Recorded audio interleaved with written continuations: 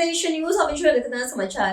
દસાડા તાલુકા પંચાયતની બેઠક પર અનુસૂચિત જનજાતિ અનામતની ફાળવતા ગ્રામજનોમાં રોષ ને માટે હાઈકોર્ટના શરણે જવા કર્યો નિર્ણય. ચૂંટણી પંચ દ્વારા દસાડા ગામની તાલુકા પંચાયત સભ્યની બેઠક પર અનુસૂચિત જનજાતિ સ્કેડ્યુલ ટ્રાઇબ એસટી માટેની અનામત ફાળવવામાં આવી છે.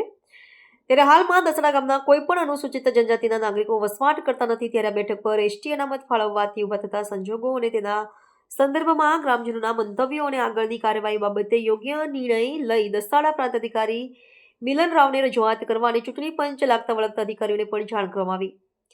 આ તકે દસાડાના જાગૃત કાર્યકર્તાઓ શહેજાદ મલિક, જાવેદભાઈ ઠેબા, અબ્દુલભાઈ કુરેશીએ ગામના તમામ સમાજના આગેવાનો સાથે ચર્ચા કરી. દસાડા ગ્રામ પંચાયતના ન્યાય સમિતિના ચેરમેન ટીડી સોલંકી, ઉપસરપંચ ફારૂક મલિક, જાગૃત કાર્યકર્તા બસીર મલિક અને બહોળી સંખ્યામાં ગ્રામજનો ઉપસ્થિત રહ્યા હતા. રિપોર્ટર મિનાઝ મલિક, સુરેન્દ્રનગર. પ્રણામ, નમસ્કાર. હવે 2-3 દિવસ પહેલા જાવેદભાઈ શહેજાદ ખાનજી આવ્યા, ફોન આવ્યો મારા ઉપર કે આપણે આના માટે શું કરશું, આજે એસટીની સીટ આવી છે એના માટે. તો મેં કીધું કે ભાઈ જ્યાં ગ્રામ પંચાયતની તમારે જ્યાં જરૂર પડે ત્યાં ગ્રામ પંચાયત તમારી સાથે ખભે ખભો મિલાઈને ઊભી છે. પછી ત્યાંથી જ તલાટીશ્રીને સૂચના આપી દીધી મેં કે ભાઈ આપણે અહીંયા દસાડાની અંદર ગ્રામ સભાનું આયોજન કરવાનું છે. તો રવિવારનો દિવસ રાખ્યો હતો, પણ પછી રવિવારે અનુકૂળતા ના આવતા પછી સોમવારે કે આપણે રાખશું. એટલે સોમવારના દિવસે આપ અહીંયા સત્તર કાકાના ચોકમાં આપણે ગ્રામ સભાનું આયોજન કર્યું છે. એટલે હું ગ્રામ પંચાયત વતી સર્વેને આવકારું છું. આપ મોટી સંખ્યામાં અહીંયા ઉપસ્થિત રહ્યા એ બદલ. પછી માનો કે દાખલા તરીકે બંધારણની અંદર એવી જોગવાઈ છે કે ભાઈ જે આ સીટોની ફાળવણી થાય છે, હવે અહીંયા આપણે એસટીનું એક પણ ઘર નથી. ઘર હતા પણ એ તો નોકરી કરવા માટે આવ્યા હતા. ભાઈ બોલો, તમે કોંગ્રેસમાં છો, તમે કોંગ્રેસ વતી હું ટેકો આપું છું. આજે દસાડા ગ્રામ પંચાયત તરફથી જે ગ્રામ સભાનું જે આયોજન કરવામાં આવ્યું છે તે બદલ હું દસાડાના સરપંચ અને એમની બોડીને ખૂબ ખૂબ અભિનંદન આપું છું. વાત છે બંધારણની, કારણ કે આપણે બંધારણ ઉપર જવાનું છે. ચૂંટણી આવશે, ચૂંટણી જશે, સમય આવે ત્યારે રણના મેદાન પર પણ આપણે બધા સામ સંગાવશું. આજે તમે જુઓ, છેલ્લા 1956 ની અંદર જ્યારે 2 વાતો આપીશું આપને, બંધારણ ઉપર ખાલી અને સીટના ઉપર. જે આજે બંધારણની અંદર વિધાનસભા દસાડા 60, પહેલા જિલ્લા પંચાયત દસાડા હતી. પુરાવો આપણી પાસે છે, એનાથી વિશેષ આપણા ગામમાં વિશેષ ગ્રામ સભા સરપંચે બોલાવી છે, એનો ઠરાવ પણ એ પુરાવો છે. ગામ લોકોની સહીઓ થશે એ પણ પુરાવા છે. આ બધા પુરાવા લઈ અને આપણે હાઈકોર્ટની સમક્ષ જાશું, આપણે ન્યાય માંગશું. આ બધું જ કાનૂની પ્રક્રિયા આપણે કરશું. પણ તે છતાં કાનૂની પ્રક્રિયા ના મળે તો આ ગામની તૈયારી એવી હોવી જોઈએ કે આપણે રોડ પર પણ આવવું પડશે. એના માટે આપણે રોડ પર આવવું પડશે, ગામને એક થવું પડશે અને આ લડીને આપણે લડવું પડશે. કારણ કે આ દસાડા ગામ સાથે અન્યાય થઈ રહ્યો છે. આદિવાસી ના હોવા છતાં આદિવાસી સીટ આપણને આપવામાં આવી છે,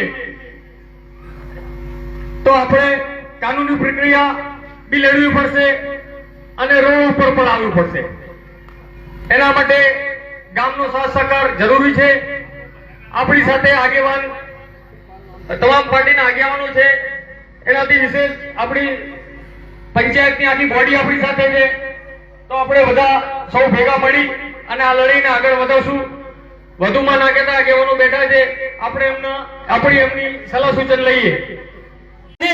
આવનાર ટાઈમ પર તમને કહું છું, જો આપણી મહેનત કરવા છતાંય આ આપણે હાઈકોર્ટ ની અંદર આ રોટેશન ને ચેલેન્જ કરીએ છીએ અને જો આપણને ન્યાય ના મળે ને તો હું તમને ફરીથી કહું છું કે ગામ હાથીનો પગ કહેવાય.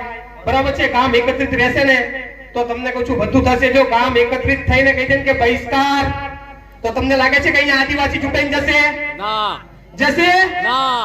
ગામ નક્કી કરે ને ગામ હાથીનો પગ કહેવાય. હું તમને હજુ કહું છું, આ ગામની અંદર આ ગામનો કોઈ આગેવાન મોટો નથી, આ ગામનો કોઈ કાર્યકર્તા મોટો નથી, આ ગામના મતદારો મોટા છે ને ગામ એકત્રિત થશે અને ગામ નક્કી કરશે કે ના ભાઈ અમારી ઉપર કોઈ ચૂંટણી પંચ થોપી બેસાડે ને એમની પાછળ અમારે ઘેટા બકરા જેવી રીતે ચાલવાનું નથી.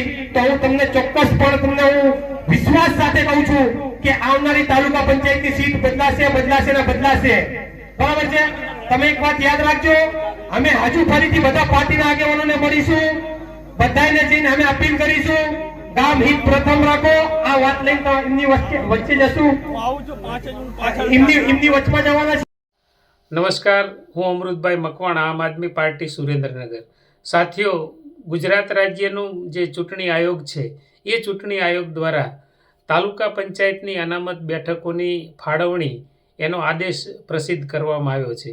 સુરેન્દ્રનગર જિલ્લાના દસાડા તાલુકા પંચાયતમાં એક વિવાદ સામે આવ્યો છે અને એ વિવાદ કંઈક એવા પ્રકારનો છે કે દસાડા તાલુકાનું જે 3 નંબરની સીટ છે તાલુકા પંચાયતની, એ દસાડા તાલુકા પંચાયતની 3 નંબરની સીટને અનુસૂચિત જનજાતિ અનામત તરીકે પ્રસિદ્ધ કરવામાં આવ્યું છે.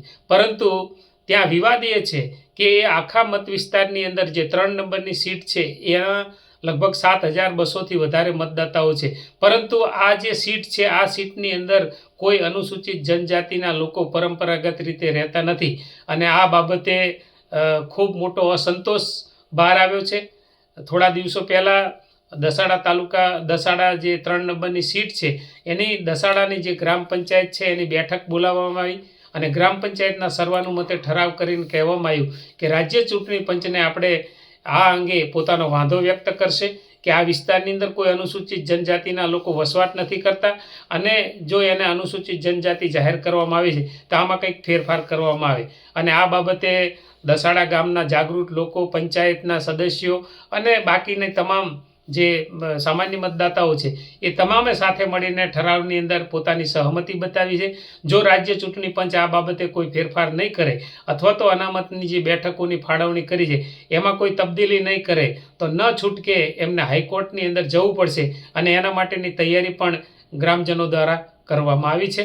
આમ આદમી પાર્ટી દસાડાની 3 નંબરની સીટનો જે વિવાદ છે એ વિવાદની અંદર આમ આદમી પાર્ટી લોકોની સાથે છે, એમની સાથે છે, એમને સમર્થન આપશે અને એમને ન્યાય મળે એ માટે આમ આદમી પાર્ટી એમની સાથે છે. પ્રાર્થના સંદેશ ન્યૂઝની તમામ લેટેસ્ટ અપડેટ્સ માટે ચેનલને હમણાં જ લાઈક, શેર અને સબસ્ક્રાઇબ કરો.